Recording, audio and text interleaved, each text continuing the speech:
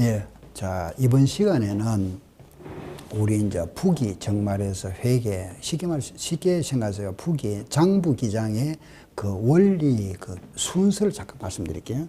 그 순서가 뭐냐면 우리가 이걸 회계의 순환 과정이라 합니다. 정말에서 순서는 뭐냐면 거래가 발생되죠.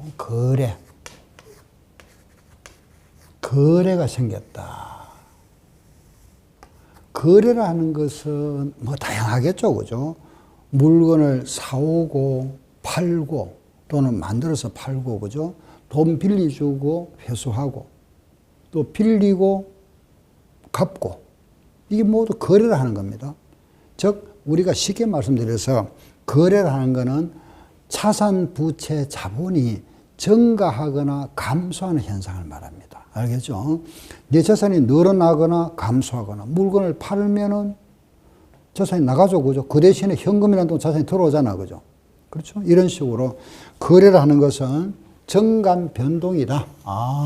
어떤 자산의 부채, 자본, 증가나 감소하는 현상, 정감 현상을 거래를 한다. 간단하게 뭐 거래하면 우리가 물건 사고 팔고 이런 거 거래입니다. 그러면은 단순하게 사람과 사람끼리 뭐 약속 같은 건 거래가 안 되겠죠, 그죠? 그 재산 변동이 없잖아, 그죠? 뭐 하기로 했다 하는 이런 건 안 되죠.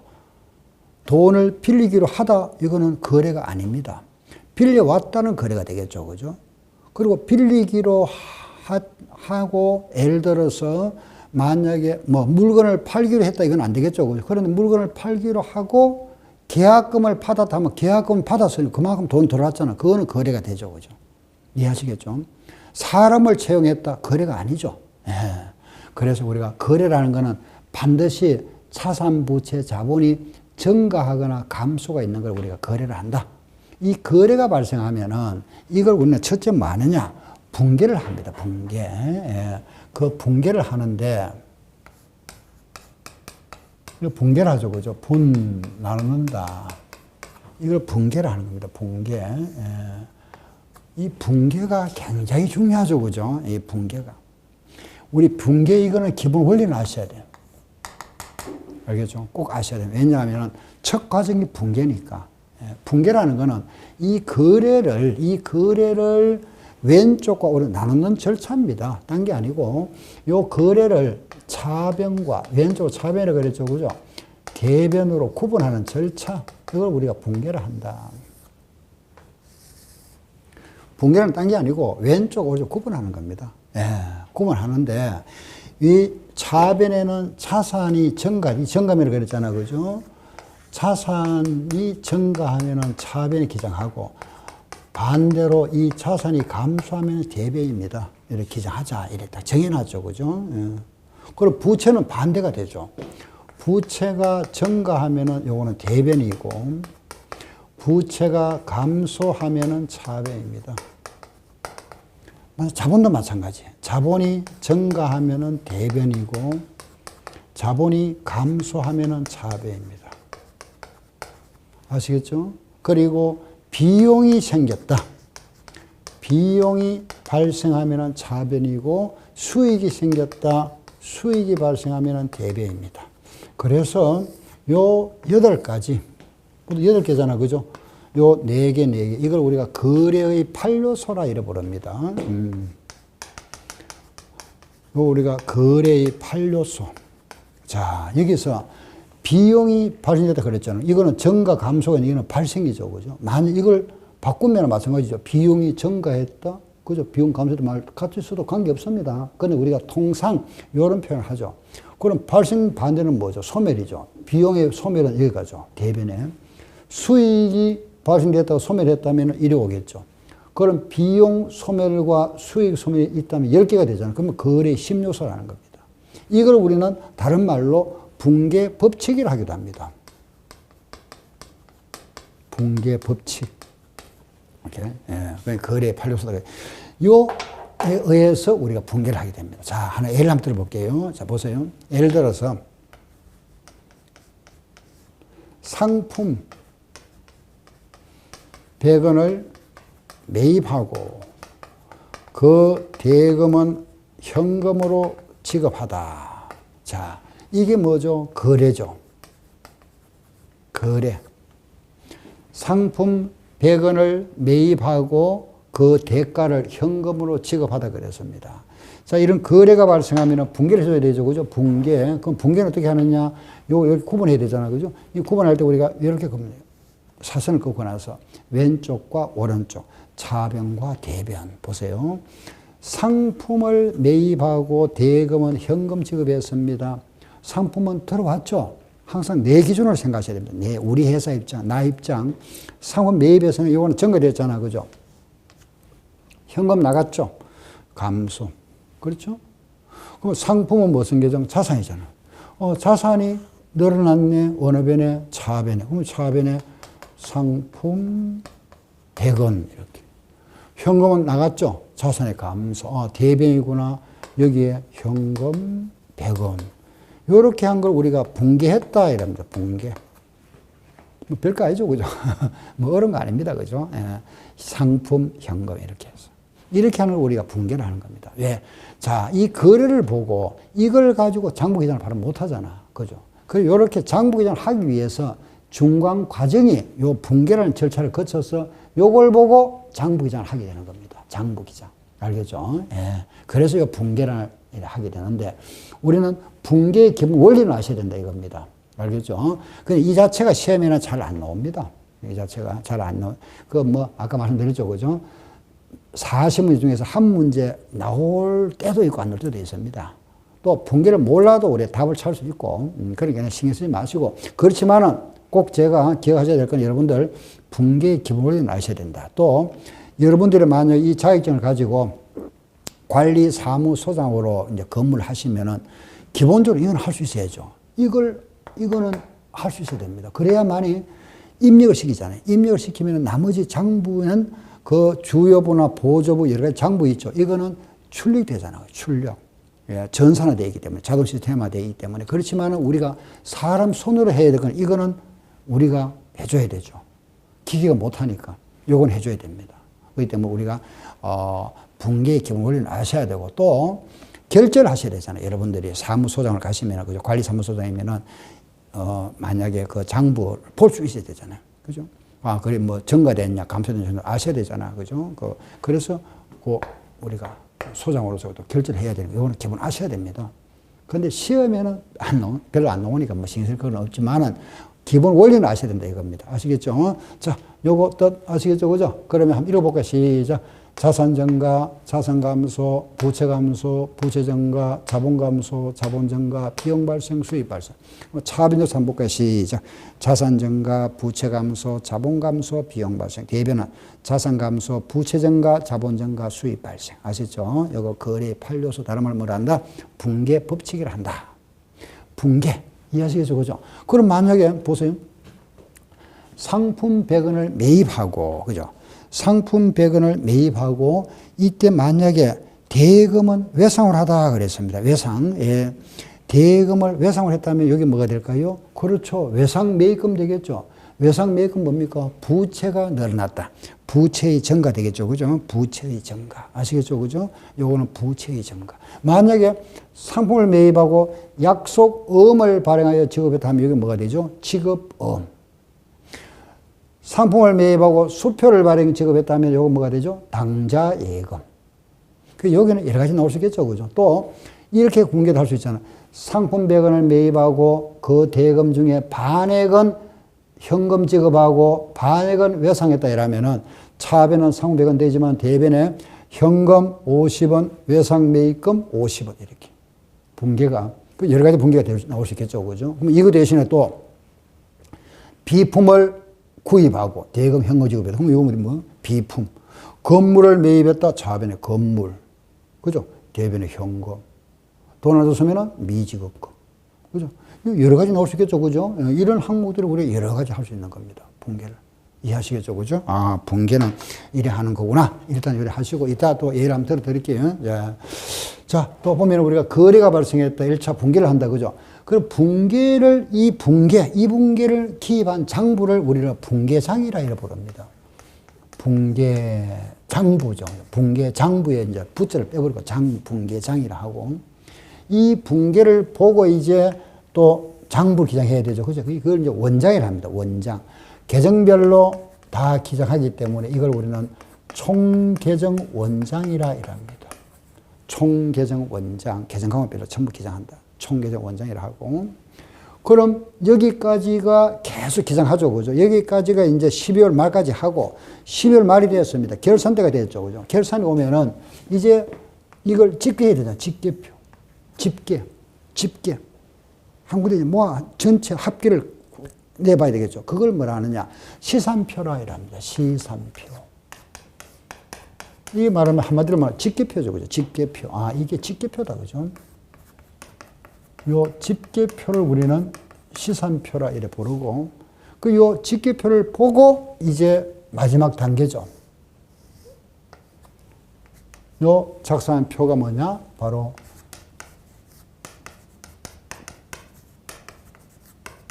재무상태표와 손익계산서다. 요 우리가 뭐라 그랬습니까? 발안서 짓다 그죠? 요거 뭐죠? PL. 이게 재무제표. 물론 요거 두 개가 핵심이고, 또 뭐 있습니까? 그렇죠? 자본 변동표. 또 뭐 있다 그랬습니까? 현금 흐름표. 이렇게. 아시겠죠? 이걸 우리는 재무제표라 이라고 합니다. 여기까지 하고 나면은 이 재무상태표와 손익계산서에 의해서 여기서 이제 산출된 게 뭐가 형성될까요? 그렇죠? 여기서 이제 금년도 이익이 나오겠죠. 그죠? 여기에서. 아, 금년에 순이익이 얼마다. 나오면은 거기에 이제 몇 프로 세금 내야 되죠. 이 세금을 뭐라 부릅니까? 그렇죠? 법인세를 하죠. 그죠? 법인세. 기업에서는 법인세다. 개인은 무슨 세 내죠? 예. 소득세. 법인은 법인세. 뭐 소득세는 세율이 얼마일까요? 예. 우리가 소득세 세율은 기본이 6에서 45%, 8단계로 되어 있습니다. 6%, 15%, 24% 이런 식으로 해서 45%, 8단계 되어 있죠. 그죠? 근데 법인세는 이제 이거는 정확한 건 아닙니다. 왜냐하면 약간의 차이가 있으니까 일반적으로 한 20% 정도 돼요. 20%에서 한 22%. 그럼 세금이 어느 게 크냐? 내가 사업을 하는데 사업자 등록증 내고 또는 뭐 법인으로 등록하고 나서 사업하는 거 하고 개인 입장에서 사업 등록을 가지고 사업하는 거 어느 게 유리하냐? 그거는 유리분리 따질 수 없겠죠. 그죠? 왜냐하면은 이 소득에 따라서 세금이 요걸 중간치기잖아.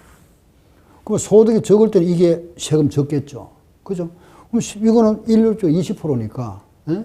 그러면은 세금이 크면은 이게 불리하고 소득이 적으면은 또 이게 그죠? 유리하고 이렇게겠죠. 그죠? 소득세가. 무슨 말인지 알겠죠? 예. 그래서 이렇게 되어 있습니다. 소득세와 법인세 기준이 기본적으로 나중에 여러분들이 이제 여기서 이제 또 뭐 사업 하시는 분들은 뭐 아시겠습니다만은 기본적으로 우리가 이런 세금이 요래 있구나 아시면 됩니다. 예. 어차피 이제 말씀드리면서 제가 요 소득세라 하는 것은 이거는 우리가 세금의 종류가 이렇습니다.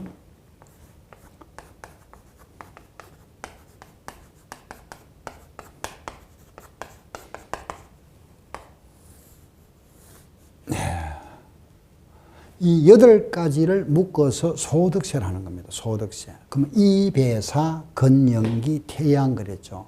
이 과거에는 10개였습니다. 이배, 부사, 건연기에서 10개, 태양 10개였는데 지금은 8개입니다. 합치졌죠. 요거는 이자소득입니다. 배당소득. 요거는 사업소득, 근로소득, 연금소득, 기타소득, 퇴직소득, 양도소득. 네, 이렇죠. 이래서 앞장을 땄습니다. 이배사, 건연기, 태양해서. 그러니까 이자소득. 은행에 우리가 예금하면 이자 받죠. 거기에 대한 세금. 그 세금이 얼마냐, 세금. 그 세율이 몇 프로냐 이런 물으면 그 좀 너무 좀 쉽게 말해서 잘 모르시는 분이죠. 그죠? 그 하여튼 이거는 뭐라 그랬습니까? 아까 6에서 45% 그랬습니다. 금액에 따라서. 소득 금액에 따라서 달라집니다. 1,000만 원 이하는 6%고 1,000만 원 초가 또 얼마, 5천만 원 이하는 얼마에서 몇 프로고 이런 식으로 나와 있습니다. 표가 여러분들 필요하면 그 이제 그 인터넷 한번 찾아보면 되겠죠, 그죠? 예, 그렇기 때문에 6에서 4, 8장이 되어 있습니다. 그 이자 소득이 있고 배당, 이게 바로 아까 우리 주식을 가지고 있으면 배당 받죠. 그 배당금에 대한 소득을 말합니다. 세금, 이 사업 소득이죠. 예를 들어서 여러분들 개인 사업을 한다. 사업 소득 이거 내야 되죠, 그죠? 이건 월급 받는 사람은 근로소득 내죠. 연금, 뭐 국민연금, 연금 있죠. 개인연금이든. 예. 그 다음에 이 기타 소득이 바로 로또 복권에 당첨하면 이게 세금 내야 되죠. 그 어떤 분들은 이게 몇 프로냐 물어보는데 그게 그 물어보는 자체는 잘 모르는 분이죠. 왜냐하면은 그 로또 복권이 예를 들어서 금액에 따라서 세율이 달라지죠. 그죠? 예. 아시겠죠? 5억이 넘으면 여기 들어갑니다. 45%에. 1,000만 원 이하면 여기 들어가고. 그 금액에 따라 다르다 하는 걸 아시면 됩니다. 로또 복권. 또, 우리 같이 강의하는 사람들이 있죠. 그죠? 강사들이 받는 소득이 기타 소득이 들어갑니다. 이거는 퇴사할 때 퇴직금. 이거 아시죠? 그죠? 양도소득. 집 팔았을 때 내는 세금. 그 양도 얼마냐? 그거는 금액에 따라 다르다. 그죠? 양도, 그 차이. 즉 말해서 내가 1억 주고 샀다가 1억 5천에 팔았다. 세금은 요건 되잖아. 그죠? 우리가 세금이라는 거는 1억에 샀을 때 내는 세금. 그죠? 여기 뭐죠? 취득세. 되죠? 1억짜리 가지고 있으면 무슨 세 냅니까? 그렇죠. 재산세. 요 금액이, 그죠? 지금 우리 11억이 넘으면은 종부세 내죠. 종합부동산세. 요걸 팔았을 때는 요거 차익 남아는 여기 뭐죠? 양도소득세입니다. 여기에 대한 세금 되잖아요. 그죠? 예. 그래서 여기, 이걸 모두 우리가 소득세를 하는 겁니다. 알겠죠? 기본적으로 여러분들이, 입에사, 건영기, 태양해, 여기 소득세다. 그죠? 그럼 이런 세금인데, 기업은 법인세라 그랬죠. 그죠? 개인은 소득세고, 이런 세금에 대해서 전문가를 누구라 그러죠? 세무사이랍니다. 아시겠죠? 세무사. 예. 그럼 이 우리가 회계학에서 CPA라는 말 들어보셨죠? 그죠? 공인회계사가 있고, 세무사가 있습니다. 감정평가사. 그리고 이제 우리 주택관리사. 있고, 그 다음에 세무직 공무원 있잖아. 그죠? 공무원 시험, 세무직, 뭐 관세직 있죠. 그리고 또 뭐 손해사정인, 등등. 이런 과목들에 보면 회계가 다 들어갑니다. 예, 시험 과목에. 이런 들어가는데, 제가 이런 순서를 적어놓은 순서는 뭐냐면 시험의 난이도. 가장 어려운 시험이 이겁니다. 공인회계사고, 그 다음 회계학시험, 세무사, 감정평가사, 그 다음 이게 들어가죠. 주택관리사. 우리 주택관리사보다 세무직 공무원 시험이 더 쉽습니다. 문제가. 이 시험 문제가. 그런데 이거 차이점이 뭐냐. 이 주택관리사 시험 문제하고 이 문제 조금 차이가 조금 우리보다 조금 쉬운데 주택관리사는 합격이 60점 되면 되잖아. 근데 공무원 시험은 안 되죠. 그죠? 거의 만점 나와야 되잖아요. 예, 이거는. 그죠? 이거는 점수가 굉장히 높아야 되겠죠. 거의 뭐 한두 번이 틀리면 안 되죠. 이거는 기준이다 하는 걸 아시면 됩니다. 그런데 이 세금에 대한 게 이제 세무사고, 이 공인회, 과거에는 이 시험에 합격하면 이걸 그냥 줬습니다. 세무사 자격증을. 왜 변호사 하시는 분들을 위해 그 변리사, 특허권 그 자격증도 같이 취득하잖아. 그 마찬가지로 공인회계사 합격하면 이것도 줬습니다. 지금은 이제 분리되어 있죠. 요거 따로 되어 있습니다. 세무사고 구분되어 있죠. 그죠? 예.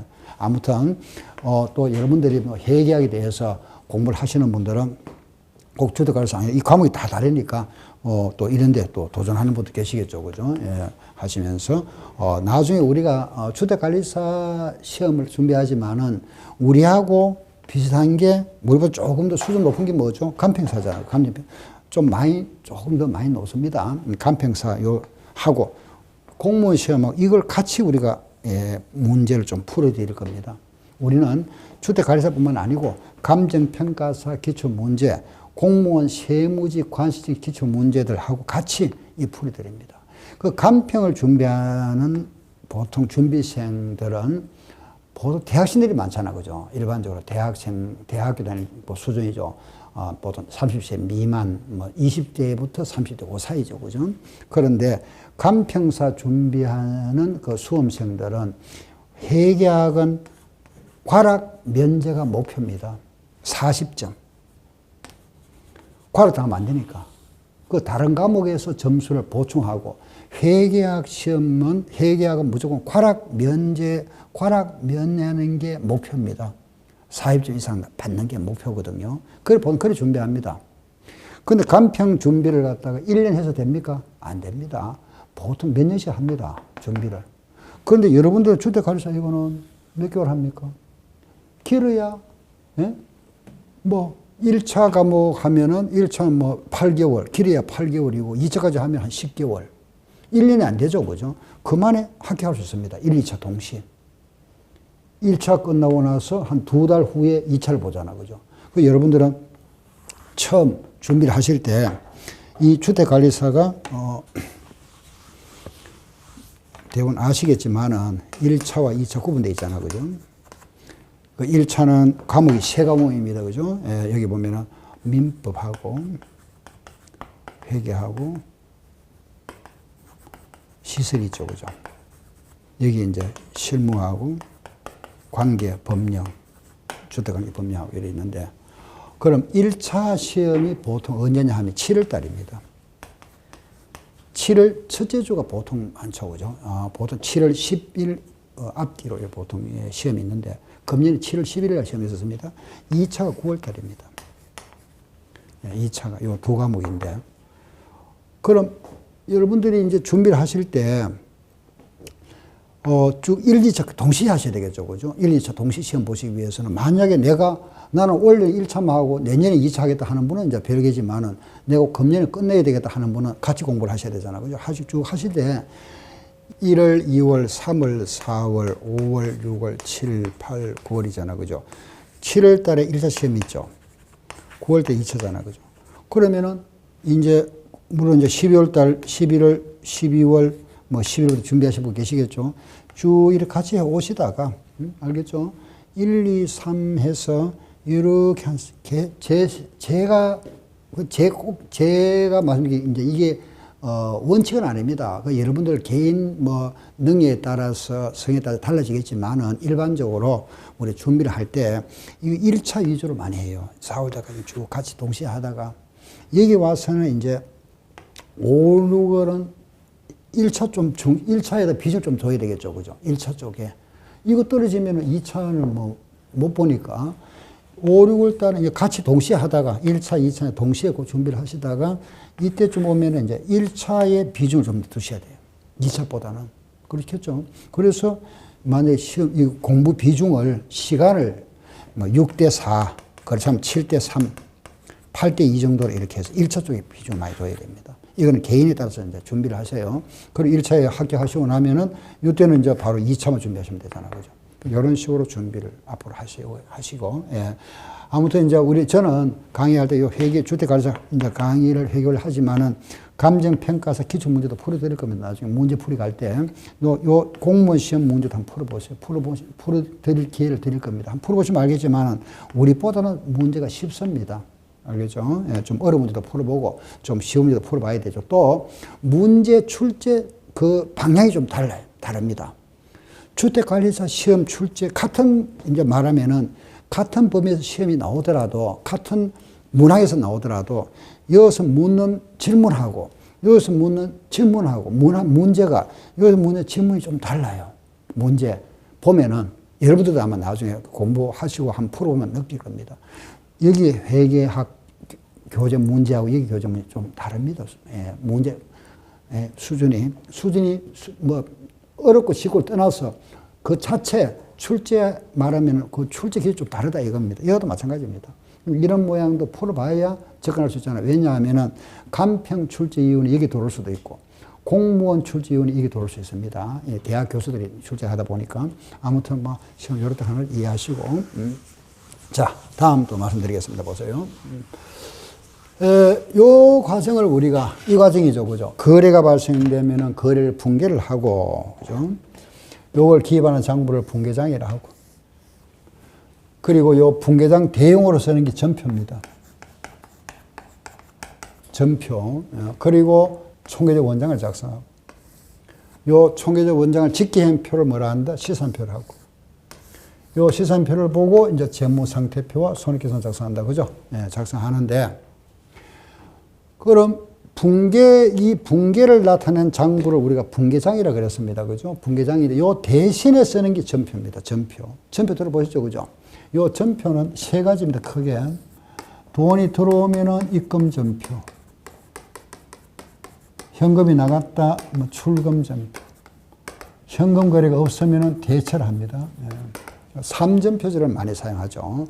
여기다가 이제 상품이 들어오면 매입 전표와 매출 전표 하면 이제 5전표제를 하는데, 일반적으로 입금, 출금, 대체 전표를 많이 사용합니다. 전표를 가장 많이 사용하는 데가 어딜까요? 은행입니다. 은행.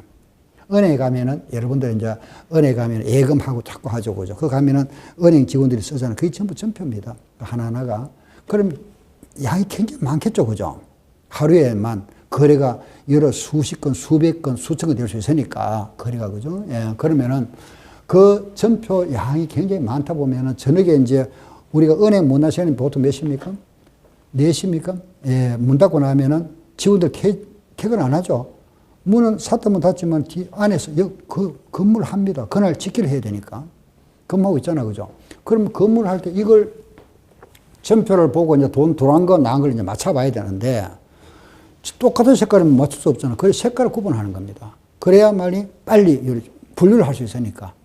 그래서 색상을 구분해 놨죠. 입금 전표 요거는 빨간색입니다. 빨간색. 제가 뭐라고 뭐 적색이라 할까요? 적색이고, 요거는 출금 전표는 파란색입니다. 청색. 요거는 청색을 쓰고, 예. 요거는 그냥 흑색입니다. 까만색. 그 모든 선을 가지고 이렇게 딱 구분하도록 해놨어요. 전표에.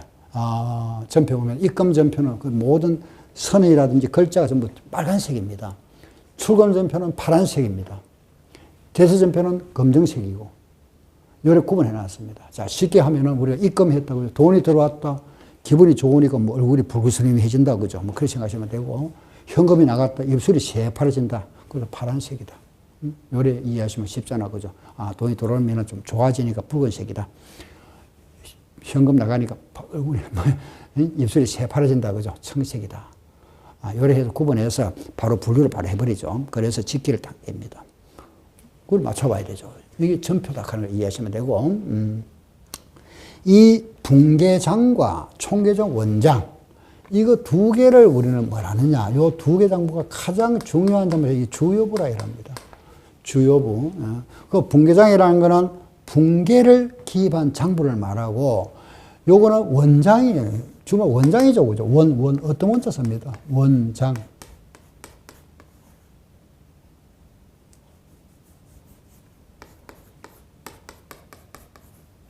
장부란 말이잖아요. 그죠? 원장. 어떤 원자죠. 그죠? 이거잖아, 이거. 어떤 원. 예. 이거는 최초 작성되는 장부라는 그런 뜻입니다. 원장은. 이 붕괴는, 이 붕괴를 기록한 거죠. 그죠? 이걸 기록한 거고. 그 실제 장부는 이거잖아. 그죠? 원장인데, 계정별로 하나하나, 뭐, 현금 계정, 상품 계정, 그 모든 계정별로 따로따로 했다 해서 집을 만들어주는 거죠. 따로따로. 알겠죠? 예, 이따 제가 하나 예를 들어 드릴게요. 총계적 원장이라 합니다. 그래서 붕괴장과 총계적 원장을 뭐라 부른다? 주요부라 하고, 그럼 이걸 이제 보조하는 장부 있겠네. 그걸 우리가 보조부라 합니다. 보조부. 예, 이 보조부에는 이걸 다시 구분해서 보조 기입장과 보조 원장으로 이렇게 구분합니다. 보조 기입장과 보조 원장 그거 봤는데, 뭐 간단히 말씀드려서 보조 기입장은 이 붕괴장을 보조한다 이렇게 생각하시면 되고, 보조 원장은 요 총회적 원장을 보조한다 이렇게 보시면 돼요. 알겠죠? 그럼 보조 기입장에 어떤 게 있느냐? 여기에는 현금 출납장. 현금이 들어오는 게 있죠. 그죠? 현금 출납장, 은행 예금 출납장. 뭐 또 소액 현금 출납장. 예. 현금. 또 뭐 매입장. 매출장. 바드름 기입장. 직업은 기입장, 뭐 등등 이런 장부가 있다. 알겠죠? 아, 이런 장부들이구나. 이게 보조 기입장이라 하고, 보조 원장에는 상품 재고자. 이거 우리가 다른 말로 상품 원장이라 하기도 합니다. 물건을 팔았습니다.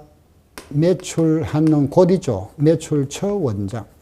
우리가 외상으로 팔았다면은 어느 회사에 얼마 팔았다 그러면 그 회사 이름 기장해놔야 알죠. 그죠? 그 외상을 받으러 가잖아. 매입 처 원장.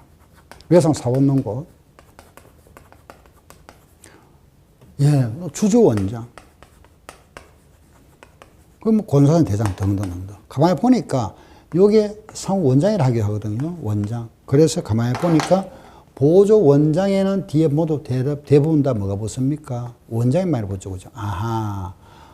장부를 구분할 때 다음 중, 예를 들어서 문제가 다음 중에서 보조 기입장이 아닌 거, 이런 문제가 나올 수 있잖아. 그죠? 다음 중에서 보조 원장인 거 어느 거냐? 이렇게. 이거는 원장을 또 정말 보조 원장이다. 일단 기본적으로. 그죠? 아, 요래하면 보조 기입장 아시면 되겠죠. 그죠? 근데 이 뜻은 요 분계장을 뭐 보조한다. 이렇게 이해하시면 되고, 보조 원장은 총회장 원장을 보조한다. 이렇게 보시면 됩니다. 그래서 이런 장부에 기장하는 거, 이런 주요부와 보조부에 이런 장부에 기장하는 거, 이런 장부에 기장한다. 그죠? 이걸 뭐라 그럽니까? 그죠? 부기라죠. 부기. 장부 기장. 이걸 기장한 이 결과치, 즉 이런 결과치가 이거잖아. 이걸 정보 이용자, 즉 정보 이용자라는 것은 기업에 투자한 사람, 기업에 돈비를 주는 사람, 뭐 종업원이라든가, 그죠? 그 금융감독기관이라든가, 뭐 금융기관이라든가, 그죠? 금융감독위원회, 뭐 등등 많잖아, 그죠? 기업에 관심 있는 모든 사람들을 우리가 이해관계자라 이랍니다. 이해관계자. 우리 기업에 관심 있는 사람. 그럼 이 세상 모든 사람이 될 수 있잖아. 그죠? 현재 투자자, 미래 투자자, 현재 채권자, 미래 채권자, 모두 다 합한 그 의미를 말합니다. 그래서 그런 정보 이용자에게 요 결과치를 제공한다. 알려준다. 알린다. 이 말이죠. 그죠? 정보를 알린다. 이게 회계입니다. 그래서 북이라는 것은 장부 기장을 말하고 요 장부 기장의 결과치를 정보 이용자에게 그 정보를 제공해서 합리적인 의사결정을 할 수 있도록 해주는 그 수단, 요걸 우리는 뭐라 부른다? 회계라 이랍니다. 회계. 아시겠죠? 그죠? 그 회계라는 의미는 현대에 와서는 회계 한마디로 말하면 뭐다? 정보 제공이라 이러면 돼요. 쉽게 말씀드리면. 답을 딱 찾을 때 회계에 가장 맞는 말 하면은 정보 제공이라 하면 되고 부기는 뭐죠? 장부 기장이고 그 사이에 뭐가 있습니까? 정보 제공이 있죠. 그죠? 예. 그럼 이제 회계라는 것 이해하시겠죠? 요거는 추상적 의미니까 과거에는 부기와 회계는 같다 했습니다. 그 현대에 와서는 요게 더 들어갔죠. 정보 제공. 아시겠죠? 그래서 이런 결과치를 알려준다. 알겠죠? 예, 그게 회계다. 이러시면 됩니다. 그래서 여기서 이제 우리가 이런 장부 기장을 통해서 자, 시산표가 이제 왔습니다. 그죠? 시산표를 작성하는데 이 시산표에는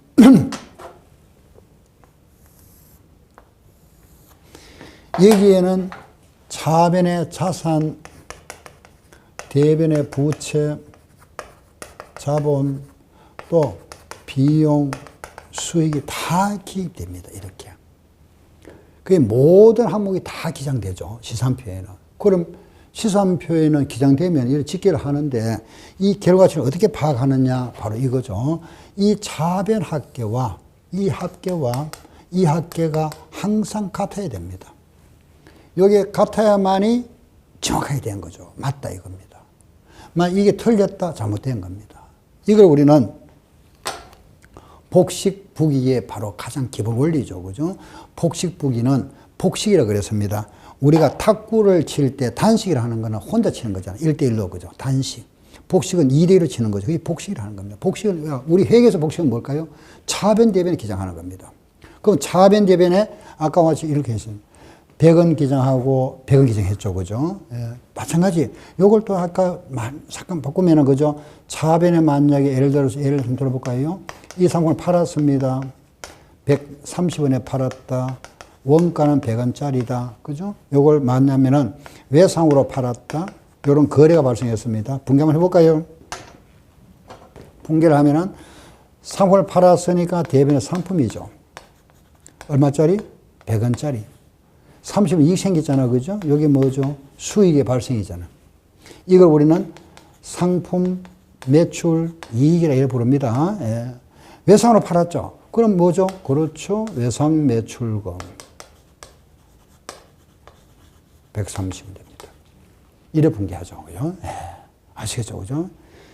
예, 분개는 이제. 자, 그러면은 여기서 우리가 이 차변의 계정이 있으면은 대변도 있다. 그죠? 한 개든 두 개든 관계없습니다. 참 대변이 있다. 이걸 우리는 뭐라 부르느냐? 양쪽에 동시에 기장됩니다. 거래의 이중 성격이다. 이중성이라 이렇게 표현하고 거래의 이중성이라 합니다. 예. 요게 양쪽성이잖아. 그죠? 금액이 같죠? 이 차변 금액과 대변 같잖아. 그죠? 요 차변이 항상 같아집니다. 이걸 우리는 대차 평균의 원리. 대변과 차변 항상 같다. 이거 같이 기장한다. 그러면은 이게 건수가 한 건이든 두 건이든 10건이든 100건이든 1000건이든 나중에 집계하면 이 값이 같아져야 되잖아. 그죠? 차대변 동시에 기장되니까. 아무리 거래가 많아도 요걸 가지고 맞나 틀리나를 확인해 보는 겁니다. 이걸 우리는 자기 검증 기능이라고 그랬잖아. 그죠? 이걸 자기가 하고 나서 맞나 틀리나 알아보는 이게 자기 검증 기능. 그걸 우리가 하고 있는 게 무슨 북이다? 복식북이다. 그죠? 복식북이의 기본 원리가 바로 이거다. 첫째 뭐다?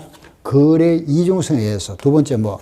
대차 평균의 원리에 의해서 자기 검증 기능이 있다. 이렇게 답하면 됩니다. 그 복식북이의 기본 원리는 거래 이중성에 의해서 대차 평균을 위해서 작성하다 보니까 자기 검증 기능이 있다. 여기 바로 복식북이의 기본 원리죠. 자, 다시 말씀드리겠습니다. 차변 계정과 대변 계정이 항상 동시에 있다고. 이걸 뭐라 부르고? 거래 이중성. 차변 금액과 대변 금액이 같다. 그죠? 항상 이걸 뭐라 한다? 대차 평균의 원리다. 이걸 무슨 기능? 자기 검증 기능이다. 그럼 여기서 우리가 이걸 가지고 확인해 본다. 알겠죠? 이 자산과 비용 합계. 이 부채자본 바로 여기 이거죠. 이거. 이렇게 기장되고 이 합계와 이 합계 같아져야 되겠죠. 그죠? 차변 대변에. 예. 요걸 가지고 확인하답니다. 그리고 우리가 시산표라는 거는 직계표인데 작성할 목적이 뭐냐? 바로 요 원장의 정부 요걸 맞나 틀리나 알아보는 거죠. 예. 알아보는 게 목적이고 또 요걸 매개로 해서 재무제표 작성의 기초자료를 제공한다. 이게 시산표 작성의 목적입니다. 시산표 작성하는 목적은 원장이 맞나 틀리나 확인해서 이걸 가지고 결산 재무제표를 작성하는 거죠. 예, 이게 시산표 역할이다. 그럼 우리 첫째 이게 맞나 틀리나 확인해 봐야 되잖아. 그죠? 그러면 요 확인하는 요거까지 확인한다. 요걸 가지고 확인하다 보니까 한계가 있더라. 어떤 한계냐? 보세요. 여기 만약에 10원을 기장했고 여기 10원 기장했는데 이거 잘못해가지고 2번 기장했습니다. 2번. 이렇게. 2번 기장했다면 이중기비했죠. 그죠? 그러면은 이거는 틀리지만은 이거는 같아지잖아. 그죠? 합계는. 또 10원 할 걸 동시에 누락해 버렸습니다. 그러면 같아지죠. 그죠? 예. 그래서 요걸 우리 가지고 확인하는데 여기서 우리 한계가 있더라. 한계. 즉 시산표에서 말하면은 발견할 수 없는 오류가 있다. 그죠?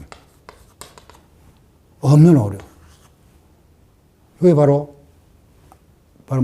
이중기입 또는 차대변 동시 누락. 이런 걸 발견할 수 없죠. 그죠? 그럼 우리가 지금 하는 게 바로 회계 순환 과정입니다. 그죠? 우리 교재는 43쪽입니다. 회계 순환 과정. 이게 계속 반복되거든요. 반복.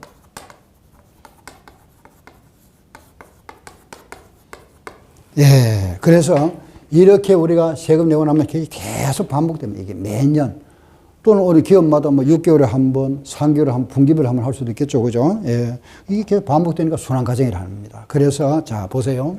그러면은, 요 과정에서 우리가 요 부분이 시험에 이론 문제에 가장 많이 나왔었죠. 우리 시험에. 다음 중 시산표에서 발생하면서 없는 오류를 열거했다. 틀린 거 찾아보세요. 맞는 거 찾아보세요. 이렇게 해서 가장 많이 나왔던 게 요겁니다. 요거. 순환 과정에서. 아시겠죠? 예. 자, 그러면 이제 이런 이제 재무상태표를 작성합니다. 그죠? 재무상태표와 손해계산서를 작성하는데, 그럼 자, 여기 있는 이거죠. 바로 여기 있는 자산, 부채, 자본은 이리 오겠죠. 그죠? 자산, 부채, 자본은 재무상태표로 비용과 수익 어디로 가고? 손익계산서로. 그러고 나면 요 차익이 생기지. 그게 뭐죠? 당기순이익이고. 거기에 대한 세금 내는 거 뭐라 한다? 법인세. 알겠죠? 요 과정을 계속 반복하는 겁니다. 요걸 우리는 뭐라 부르고? 회계의 순환 과정이다. 아시겠죠? 그죠? 그럼 여기서 이제 이론 문제는 요게 핵심이고, 여기에서 계산 문제가 아까 말씀드렸잖아. 그죠? 바로 이거잖아.